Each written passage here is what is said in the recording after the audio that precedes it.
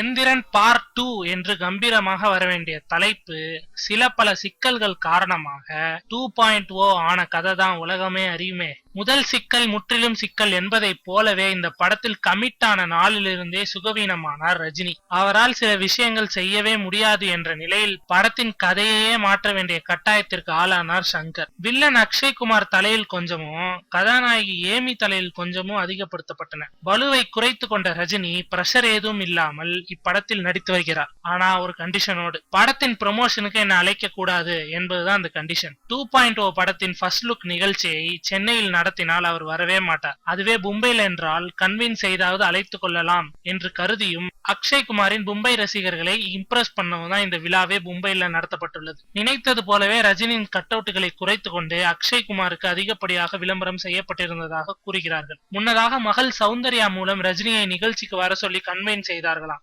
சுமார் 400 கோடி கலெக்ஷனை குறிவைத்து எடுக்கப்பட்டிருக்கும் 2.0 அக்ஷய்குமாரின் இந்தி ரசிகர்களாலும் ரஜினியின் தமிழ் ரசிகர்களாலும் நிரப்பப்பட்டுவிடும் என்ற நம்பிக்கை தயாரிப்பு நிறுவனமான லைக்காவுக்கு இருக்கிறது. என்னதான் பரபரப்பாக மும்பையில கூடினாலும் சங்கரின் டெக்னிக்கல் டீம் சொதப்பியதால் மொத்த விழாவுமே சொதப்பலானதாக முணுமுணுக்கிறார்கள் இங்கிருந்து அங்கு சென்று வந்தவர்கள். நிகழ்ச்சியை சென்னையில வச்சிருக்கலாமே என்று ரஜினி ரசிகர்கள் ஃபீல் செய்து கொண்டிருக்க, மும்பையில் நடத்தியதை போலவே சென்னையிலும் ஒரு விழாவை நடத்திவிடலாம் என்று முடிவு செய்யப்பட்டுள்ளதாம். நடக்கும், ஆனா ரஜினி வரமாட்டார். வழக்கம் போல அவரது டிஜிட்டல் பிம்பத்தை பார்த்தே தலைவா என்று கூச்சலிட தான் ரசிகர்கள் இருக்கிறார்களே, அப்புறம் என்ன கவலை, நடத்துங்க சங்கரு.